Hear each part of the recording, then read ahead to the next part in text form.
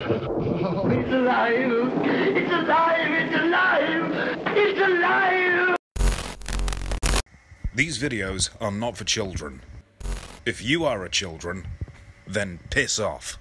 Hey there, it's me, your least favorite YouTuber, Infuso. And today I'm here to take a look back at one of the all-time horror greats, Frankenstein. Now, Frankenstein has always been a personal favorite of mine. And given the competition, I don't think that should be much of a surprise. I mean, I don't really like the Wolfman, mainly because I blame him for the existence of furries. The Mummy was kinda lame. Yeah, okay, we used to wrap my little cousin up in toilet paper during block parties back in the day too. Ooh, real scary. The creature from the Black Lagoon is just the sentient version of seaweed. And the Phantom of the Opera. Well, quite frankly, I don't even include the Phantom of the Opera. He doesn't really seem to fit. Dracula's cool though. But Frankenstein has always been one of my all-time favorite movie monsters. He's in my top 2. Upon a random late-night fall down the internet rabbit hole, don't act like you haven't been there yourselves, I realized that there was a lot of misconceptions about the character. Frankenstein has been so ingrained in Halloween and horror culture that more often than not, he's overlooked just for the fact that everyone's like, yeah, I fucking know Frankenstein, I have a basic understanding of the character. What's to know? I get it, I know him. But do you? Do you really? Because from my point of view, the public's general knowledge on Frankenstein seems similar to how people remember that one Star Wars line, Luke, I am your father. That's not really the line. It's just a misconception that has become accepted as fact over time. Anyway, I'm getting a little ahead of myself here. Here to get you better acquainted with Frankenstein and the Universal Horror Rat Pack is one of my personal favorite YouTubers, Joe of Hats Off Entertainment. Hey V, thanks for having me on your channel to discuss one of my favorite film franchises. My name is Joe, and you can check out more of my work on classic films over at Hats Off Entertainment. Kicking off during the silent era with The Hunchback of Notre Dame in 1923, the Universal Monster series would remain a mainstay of American cinema until the B-movie craze of the 1950s. Now, we're all familiar with the iconic depictions of Frankenstein's monster, Dracula, the Wolfman, the Mummy, the Invisible Man, and of course the creature from the Black Lagoon. But there were also less popular monsters, such as the Werewolf of London, the Ape Woman, Dracula's daughter, Frankenstein's son, and even the Mummy's nephew. Okay, that last one was totally made up, but there were 5 Mummy sequels. Today though, we're going to talk about the Frankenstein Dracula Wolfman series, and some of the interesting developments and fan misconceptions that came along with those movies. We'll also be talking about the 3 main Universal Monster stars, Bela Lugosi, Lon Chaney Jr., and Boris Karloff, who often traded roles and hopped between each other's movies. Bela and Karloff went up against each other for a lot of the same roles, though they had a close friendship, and rumors of them feuding constantly was mostly publicity marketed by the studio. You were great as Karloff's sidekick. Karloff? Sidekick? Fuck you! But now we dig deeper into this Frankenstein iceberg. Let me start with a real, rarely known fact. Did you know that Frankenstein wasn't the name of the monster, but instead the name of the creator? Let's just say I'm Frankenstein's monster. The creature didn't even have a real name. Yeah, I know, mind-blowing shit, huh? And you must be Frankenstein. My name is Adam. We are all the sons of our fathers, are we not? Okay, that one was a joke. Everyone knows that already. But did you know that the creator's name wasn't always Victor Frankenstein? In the original book by Mary Shelley, the character was in fact called Victor Frankenstein, as he's most commonly referred to as today as well. But in the 1931 classic, for some reason the character was renamed Henry Frankenstein. I would say maybe those in charge just didn't like the name Victor, but they actually named another character in the movie Victor, so I don't really know. Maybe Victor just didn't strike them as main cast material. You know, hashtag not our Victor. In the first Frankenstein movie, Baron Frankenstein makes a toast during his son's wedding, using these phrases: Son of Frankenstein, House of Frankenstein, Young Frankenstein. Not in that order. The first 2 names being titles that would be used in the series, and the latter being the name of the hit Mel Brooks parody. To a son of the House of Frankenstein. A son to the House of Frankenstein. House of Frankenstein. To the House of Frankenstein. To young Frankenstein. Young Frankenstein. Ironically enough, the movie Ghost of Frankenstein would use the term The Curse of Frankenstein, which would later go on to be a title of a Frankenstein movie made by Hammer Films.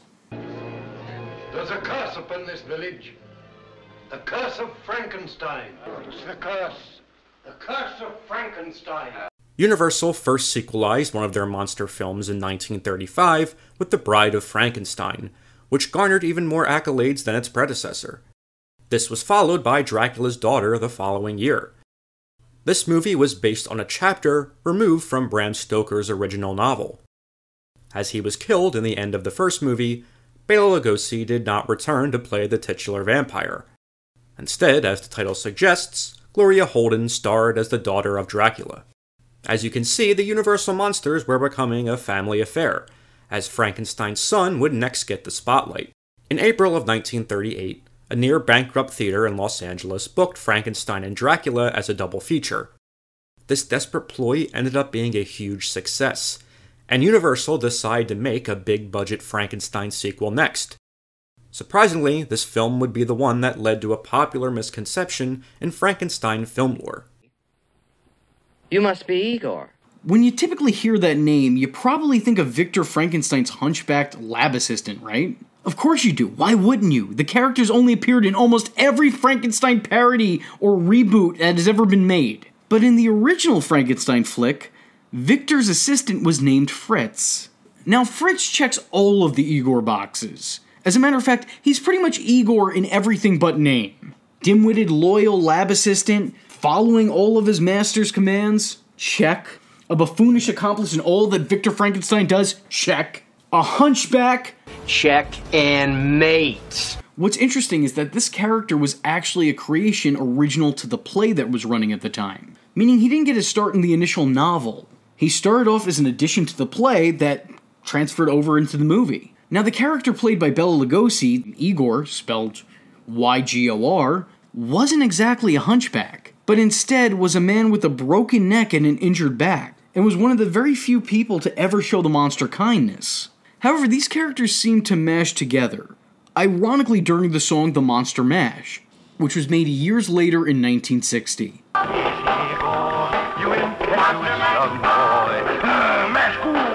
What's especially interesting here is that the character was portrayed in the song with the voice actor using a Peter Lorre impersonation. And if you don't know who Peter Lorre is, then just think of any Igor impression you've ever heard throughout your entire life. It's this guy. Oh, and also Ren from Ren and Stimpy. I think you should also note that while in the Monster Mash song it's vaguely Lorre, it would become very much more of a dead-on impersonation in future references over time. Mind you, Peter Lorre never played the mad scientist second-hand man. However, Peter Lorre would play the sidekick and plastic surgeon to a serial-killing psychopath whom he made look like Frankenstein in one of my all-time favorite movies, Arsenic and Old Lace. Seriously, if you haven't already, check it out. Highly recommend. The movie even goes out of its way to acknowledge that the character looks exactly like Boris Karloff by having multiple characters mention that he looks exactly like Boris Karloff. But I've seen that face before. You remember when we took the little Schultz boy to the movies? And I was so frightened. It was that face. Where'd you get that face, Hollywood? Say, your face is familiar. Haven't I seen a picture of you somewhere before? I don't think so. That last face, I saw that picture too, just before I operated, and I was intoxicated. Gee, do I have to, Sarge? Look at that puss. He looks like Boris Karloff. Don't! All I said was that he looked like Boris Karloff. Boris, turn him over. For Pete's sake, that's the way they described him. He looked like Karloff. And in that original play, that character was actually portrayed by, you guessed it, Boris Karloff. So this unrelated movie, I believe, inadvertently inspired the current Igor character. Also, ironically, Peter Lorre did almost star in one of the Universal Frankenstein movies, initially winning the role of Wolf von Frankenstein and being announced publicly as the son of Frankenstein, for the film, The Son of Frankenstein. But he'd actually wind up turning the role down. God, this is complicated. Another hunchback named Daniel would be brought into the mix as well, later on in the movie House of Frankenstein, where he'd play a mad scientist's assistant, further muddling this whole ordeal. But why? Why would you do that? Why would you do any of that? When switching mediums, things almost always have to change. Hence Victor Frankenstein's name. For example, in the book, there was next to no details in the creation of the monster, as the book was depicted as Victor Frankenstein writing in his journal, exclaiming that he didn't want to get specific about the details as he feared that somebody would find his journal and try to follow in his footsteps. So the entire evil laboratory/castle thing was the movie's choice. The constant notion that Frankenstein was lifted up to the skies and lightning struck him, that's entirely from the movie and play. Speaking of which, that very scene was actually quite controversial at the time. Because it's in that scene that Victor, Henry, declares that he finally knows what it's like to be God. In the name of God, now I know what it feels like to be God. This line was so controversial, in fact, that it was removed from the movie entirely. And it didn't get re-included until 1986. A young actress by the name of Marilyn Harris managed to make 2 appearances in the Frankenstein series, appearing in the first movie as Maria, the little girl who shows the monster kindness, and is accidentally drowned by the confused giant for her troubles. In the sequel made 4 years later, she appeared in a group of girls who encountered Frankenstein. And yes, I'm just gonna call him Frankenstein from now on, if only to give him a name to call him. I'm not just gonna start calling the guy Steve. She encounters Frankenstein in the follow-up and immediately takes off, which is a much more reasonable reaction, I think.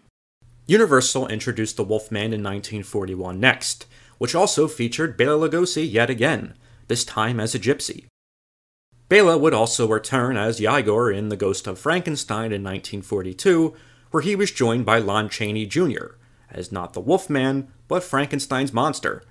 Boris Karloff retired from the role after Son of Frankenstein, and Universal would eventually settle on Glenn Strange as his replacement, but not before they tested out their other monster stars, like Lon Chaney Jr., and later Bela himself in the role. But this is where things start to get a little confusing.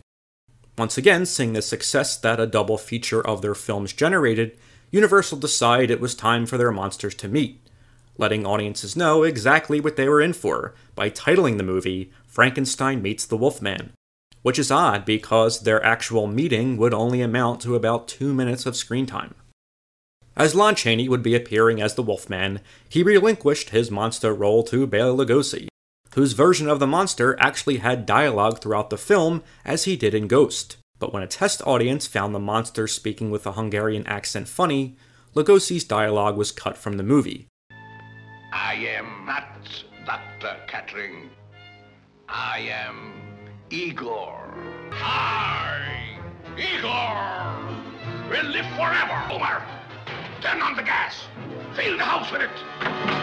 We'll kill all of them. Homer, you played me a trick. Ironically enough, Lugosi was the studio's original choice for Frankenstein's monster way back in 1931, but he turned it down due to the heavy makeup required and the lack of dialogue. But Lugosi was past his prime now, being 60 at the time of filming, and 3 stuntmen were required to also play the monster, most of the time doing very simple stunts. I'd be willing to bet that if you had to recollect any part of Frankenstein, anything about the character at all, you'd probably remember his iconic walk. You know, that slow-paced, hands-out, mindless shuffle that he does. You know, the walk that lies somewhere between sleepwalking and a zombie-like hike. What if I told you that more often than not, Frankenstein walked semi-normally? I mean, he certainly wasn't going to win any foot races, but you know, he'd at least get a participation trophy. By the way, I just want to say now, there was a kid back there who was dressed as Frankenstein, and he was walking with his arms out, and that fucking pisses me off because I've been doing some deep research into Frankenstein, and Frankenstein didn't do that. This general notion that Frankenstein walks with his arms out actually comes from the movie Frankenstein Meets the Wolfman, the 5th Frankenstein installment in that series, made 12 years after the original Frankenstein. In this movie, he walks around exactly the way that you think he would. Hands out, taking it step by step, but there's a reason for this. In the previous installment of the franchise, Igor actually replaced the monster's brain with his own, allowing him to live on as the monster. However, due to different blood types, the operation wasn't a full-blown success, and this would lead Igor Frankenstein to be blinded. Being as all the original Frankenstein flicks were following the same continuity, This meant in the sequel, Igor was still the monster, which is why Bela Lugosi plays the monster in that movie. That's right, this is Dracula playing Frankenstein, which makes that scene in Ed Wood make even less sense. No, I turned down Frankenstein. What? After I did Dracula, the studio offered me Frankenstein, and I turned it down. You think it takes talent to play Frankenstein? It's all makeup and grunting. The part wasn't sexy enough. Too degrading for a big star like me. As the monster is blinded in this movie, Bela Lugosi portrayed the monster as having his arms outstretched to feel his surroundings, a trait that would become a fixture of future imitations of the monster. Though to be fair, Lon Chaney Jr. did have a similar strut, but that was when he was actively trying to grab at someone.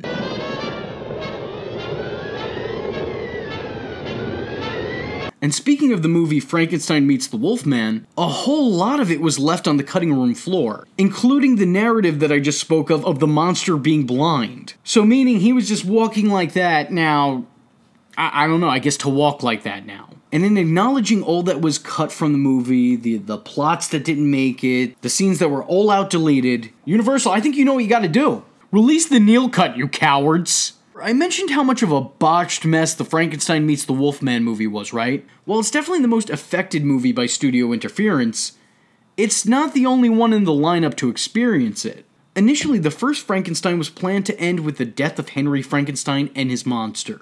But Universal felt that the dark fairy tale needed a feel-good ending, which led to them filming a final scene confirming Henry's survival using stand-ins. The following movie, The Bride of Frankenstein, was once again scheduled to end with the death of Henry Frankenstein and his monster. This time also included would be Elizabeth Frankenstein and the monster's bride. Once again, Universal felt that the ending needed to be a little bit more upbeat, and instead the movie ended with Frankenstein telling his creator and wife to leave. So this man has just barely made it out of these two movies alive. But unfortunately, in reality, Henry Frankenstein's actor would pass away before the third installment, leading to that movie following his son's journey with his creation. An oil painting that portrayed the actor who played Henry did, however, make an appearance. Speaking of appearance, let's talk about the humanity-drained appearance of the monster. This was, of course, in part due to the great makeup department at the time, obviously, but I think it should be noted that Boris Karloff really went the extra mile while in the role. The man wore a heavy brace to give the monster an abnormal and unnaturally stiff look for when he'd walk around. And while this added to the role considerably, it unfortunately did make an impact on the actor, who would have to get 3 back surgeries. And despite this, Boris would remain in chronic pain for the rest of his life. Karloff also removed a dental bridge on the right side of his mouth and sucked his cheek in through the side to give that sunken-in look that the monster has. But when the role changed between the actors, this look was impossible to properly duplicate. So in an effort to keep some form of continuity, it was now retconned that was actually somehow a beauty mark. Not kidding. They gave Lon Chaney and Bela Lugosi a beauty mark on top of that green paint. Because nothing says frightening monster like a humanizing birthmark. Also, in case you were wondering, why green? Why is Frankenstein green? Why do you care about that? What's the point? But to answer your theoretical question, well, simply put, these movies were made in black and white. And in order to give the monster an unnaturally gray, living dead look, they'd need to use a shade of green. Boris Karloff returned to the Frankenstein series in the next film, House of Frankenstein, though not as the monster, but as the film's villainous doctor. Glenn Strange, a former cowboy who had been a supporting player in many low-budget westerns, would step into the Frankenstein's monster role. Bela Lugosi was set to reprise his role as Count Dracula for the first time since 1931, but when salary negotiations failed, he was replaced with John Carradine, who would assume the role for the next 2 movies. In these later Universal monster films, the studio did not prioritize continuity between their movies, as characters who had been killed previously reappeared without much explanation, as was the case in the next film, House of Dracula, where although Glenn Strange appears as the monster in most of the film, recycled footage of Chaney and Boris Karloff as the monster was used for certain scenes. The series was losing steam by this point. Universal had thrown everything against the wall, teaming their monsters in a variety of different stories and combinations. Lugosi, Karloff, and Chaney would later be recruited to appear in several B-movies of the 1950s, often playing similar characters to their more famous Universal counterparts, although now they were paid much less. But before retiring the monster franchise permanently, Universal would combine their two most popular, yet polar opposite film franchises, in a way that had never been done before, and honestly, probably never will again. I'm talking, of course, of the Abbott and Costello Meet the Monster films, a series of films which pitted Universal's star comedians against Frankenstein, Dracula, the Wolfman, the Invisible Man, the Mummy, and more. For that story, though, head over to my channel Hats Off Entertainment for a look at how Abbott and Costello came. What? There's actually a lot of hidden history in these classics. So if you guys are interested in a follow-up covering more of the Halloween icon, let me know in the comment section below. I want to thank Joe for joining me. We've been working together on making this collaboration for almost half a year now, so to finally have this whole thing come together is really a godsend. And I truly believe that Hats Off Entertainment makes some of the most informative and entertaining content on this platform. And in case you didn't know, informative and entertaining aren't always two words that go together. So really, it's a credit to him. So if you haven't already, head on over to his channel, check him out, and press that big red subscribe button. Oh, and don't forget to let him know who sent ya. Link in the description below. With all that being said, I was your least favorite YouTuber, Infuso. I thank you for joining me, and I hope to see you in the next one. I am vengeance. I am the night, and that was Infuso. Just remember, if you're not tuning in, then you're missing out. So, if you like the words that came out of his mouth hole, and you too would like to become a V-generate, don't forget to like and subscribe. Thanks for watching, nerds! And if you're not joining the fun, you're in for one bad day. And you know what they say about having one bad day?